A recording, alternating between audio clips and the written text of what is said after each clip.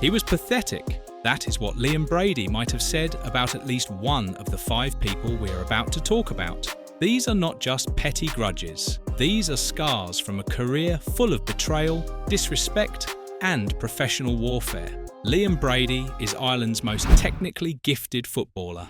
He conquered Serie A when it was the toughest league on earth. He won titles at Juventus and became a legend. But his story is not just about trophies. It is about the people who tried to break him, the school principal who expelled him, the club that discarded him for a French superstar, the president who refused to pay his wages, the manager who humiliated him on live television, and the pundit who called him a disgrace. This is the story of Liam Brady versus the 5 people he hated most. Brother Loughran was the principal of St Aidan's Christian Brothers School in Dublin. In 1971, he made a decision that would haunt Irish football history. Liam Brady was just 15 years old. He was already a prodigy. Arsenal had scouts watching him. He was also captain of the Ireland under-15 team. But he had a problem. He was brilliant at 2 sports. He played soccer and he played Gaelic football. In Ireland, that was dangerous. The Gaelic Athletic Association had a rule called the ban. It stopped people from playing foreign games. Soccer was a foreign game. Rugby was a foreign game. If you played for the GAA, you could not touch a soccer ball.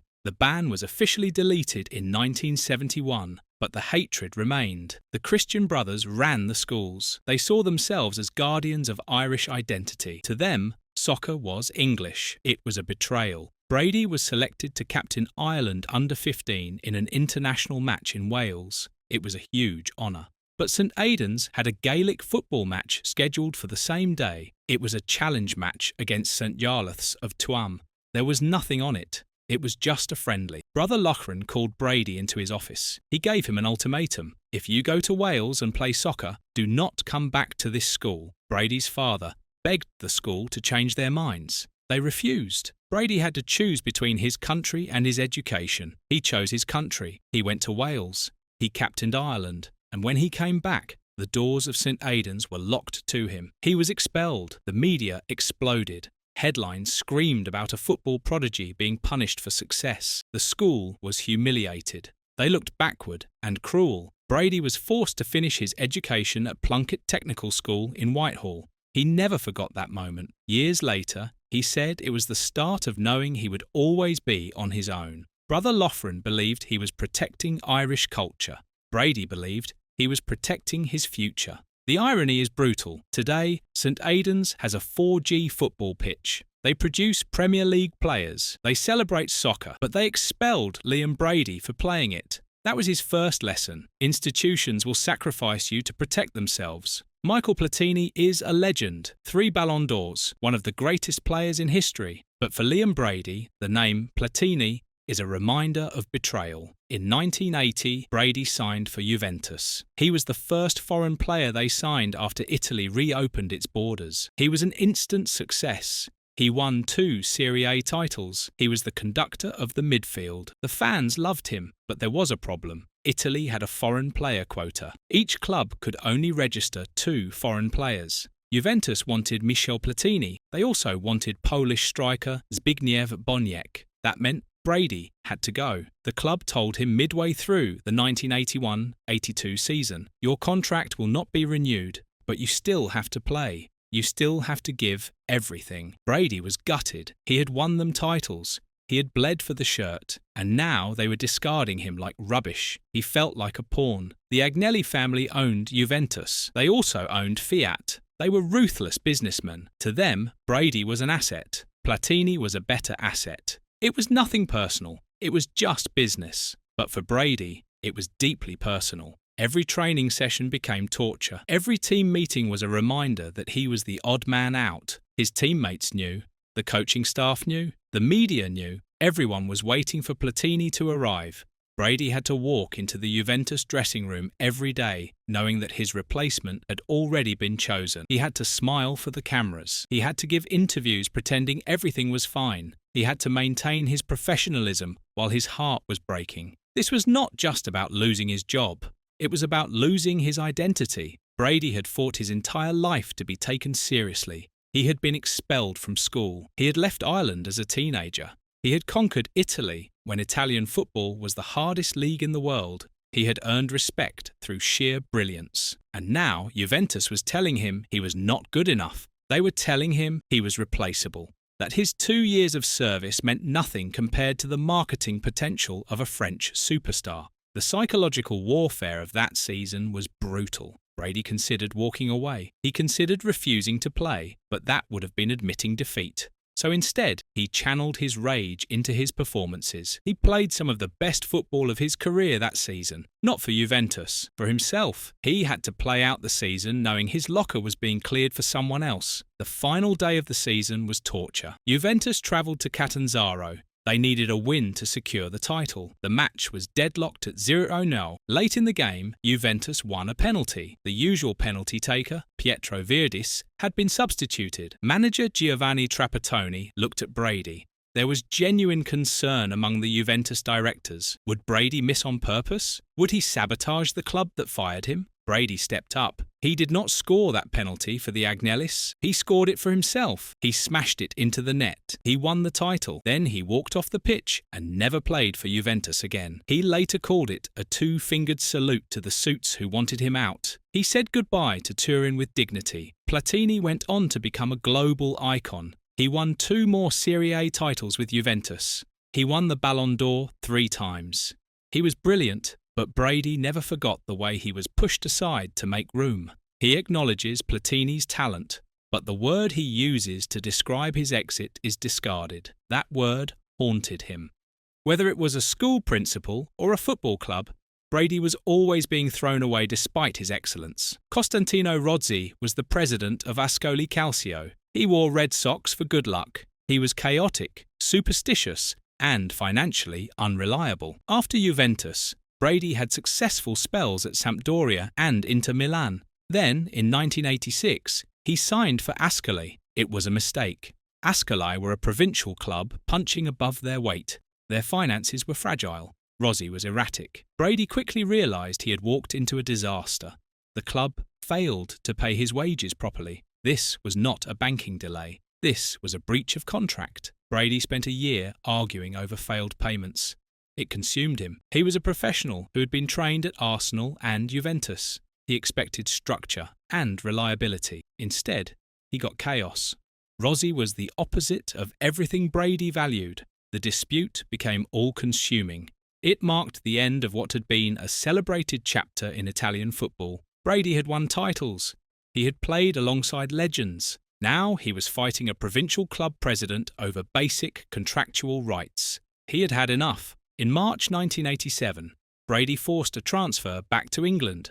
He signed for West Ham United for just £100,000. It was a humiliating fee for a player of his quality. But Brady was desperate to escape. The Ascoli experience reinforced his belief that talent needs a stable platform. Without professionalism, even the greatest players will fail. Rozzi represented everything Brady despised: the lack of respect, the lack of integrity, the lack of basic decency. Brady fled Italy and closed a chapter of his career on the worst possible note.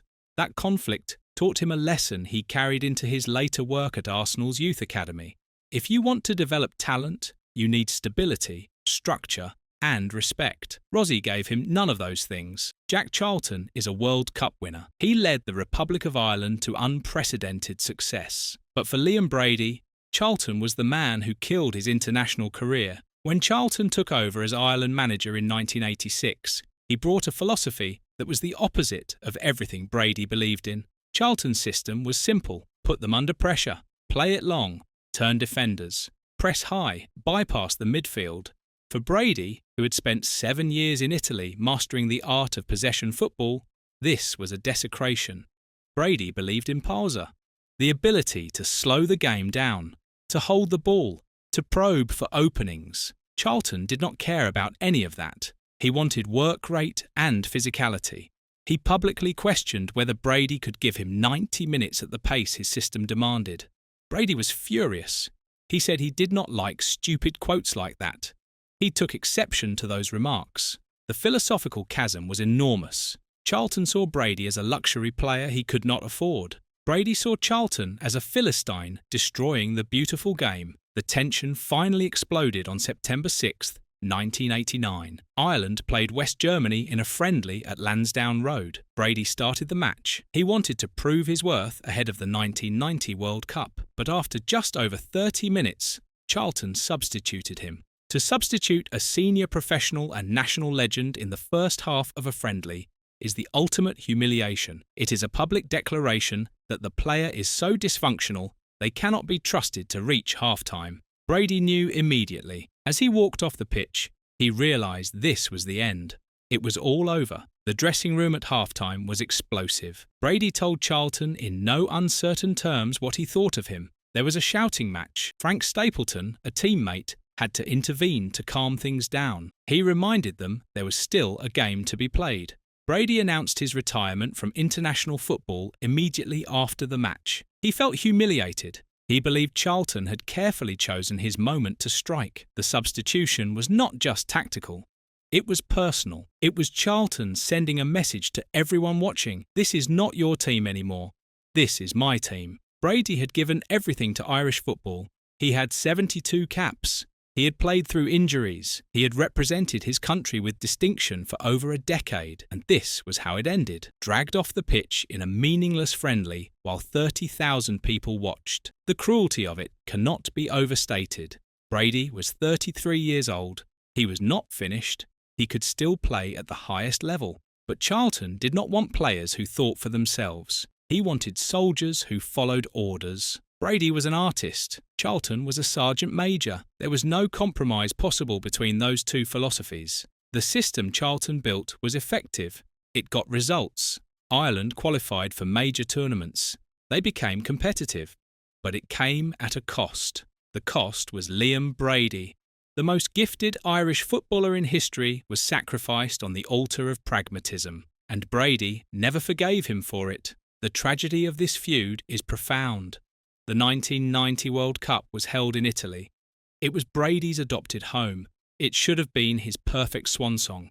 Instead, he watched from the sidelines as Charlton's army reached the quarter-finals. Charlton later tried to repair the damage. He sent Brady a handwritten note. He wrote that he never intended to hurt him.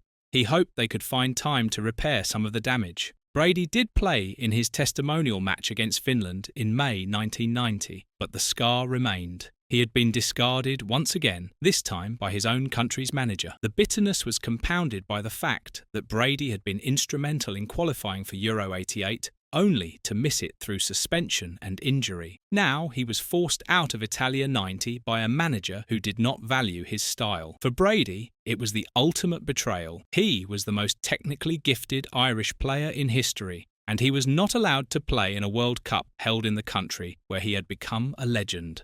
That is a wound that never fully healed. Eamon Dunphy is a former footballer turned journalist and pundit. For decades, he sat alongside Liam Brady on the RTE sport panel. They were colleagues, but they were also enemies. The roots of their animosity go back to 1983. Ireland played Holland in a European Championship qualifier. Ireland surrendered a 2-goal lead. Dunphy, writing in his newspaper column, savaged Brady's performance. He called it a disgrace. He described it as a monument to conceit adorned with vanity and self-indulgence rendered all the more objectionable by the swagger of his gait. This was typical Dunphy, hyperbolic and savage, but it stung Brady. It established a dynamic where Dunphy was the critic and Brady was the target. That dynamic never disappeared. When they became colleagues on television, the tension only grew. Brady represented cold, rational football analysis. Dunphy was loud, chaotic, and inconsistent. Their rivalry defined Irish football media for years. The tension reached its peak during the Rod Liddle incident. The context was the Roy Keane-Saipan saga. Dunphy was an ardent defender of Keane. British journalist Rod Liddle had written an article criticising Keane. On live air, Dunphy referenced Liddle's article. Brady questioned the credibility of Dunphy's sources. He questioned Dunphy's unwavering defence of Keane. Dunphy exploded. He ranted about Liddle, calling him a man who ran away and left his wife for a young one. He aggressively defended Keane as a family man who visits sick children. During this exchange, Brady openly laughed at Dunphy. He ridiculed him He treated him like an unruly child rather than a peer. This was Brady's way of dismissing Dunphy. He viewed Dunphy's lack of intellectual rigour as clownish. The word clown is significant in their relationship. Dunphy frequently used the term to denigrate players he disliked. Harry Kewell was a fat clown. Rio Ferdinand was a clown. Brady, conversely, viewed Dunphy's oscillating opinions as clownish behaviour. Dunphy called Cristiano Ronaldo a cod and a disgrace before later praising him. Brady saw this as proof that Dunphy was an entertainer, not a serious analyst. The friction was fuelled by their different loyalties. Brady was loyal to football men, managers, structures, systems. Dunphy was loyal to the narrative of the tortured genius. For decades, they appeared on television together. They argued. They mocked each other. They barely concealed their contempt. Brady hated Dunphy's sensationalism. Dunphy resented Brady's establishment pragmatism. Their rivalry became legendary in Irish pop culture. It was intellectual warfare conducted on live television, and neither man ever backed down. Liam Brady's career is a masterclass in excellence. 2 Serie A titles, 7 years in Italy, a legend at Arsenal, a respected pundit. But his story is also a story of conflict. Brother Loughran expelled him for choosing his country over a school match. Juventus discarded him to make room for Michel Platini. Costantino Rozzi refused to pay his wages. Jack Charlton humiliated him and ended his international career. Eamon Dunphy called him a disgrace and mocked him for decades. In every case, Brady refused to compromise. He chose his principles over convenience. He chose dignity over survival. Whether being expelled from school or substituted against West Germany, Brady accepted the punishment rather than bend the knee. These conflicts are not blemishes on his record. They are badges of honour. They prove that in a world of systems, corporations and loudmouths, Liam Brady remained stubbornly and brilliantly his own man. He was discarded again and again, but he never broke. That is the legacy of Liam Brady. Not just the titles and the goals, but the refusal to compromise, the refusal to be anything other than himself. If you think Liam Brady was right to stand by his values, or if you think he brought it on himself, let us know in the comments below. And do not forget to like and subscribe for more football legends and controversies.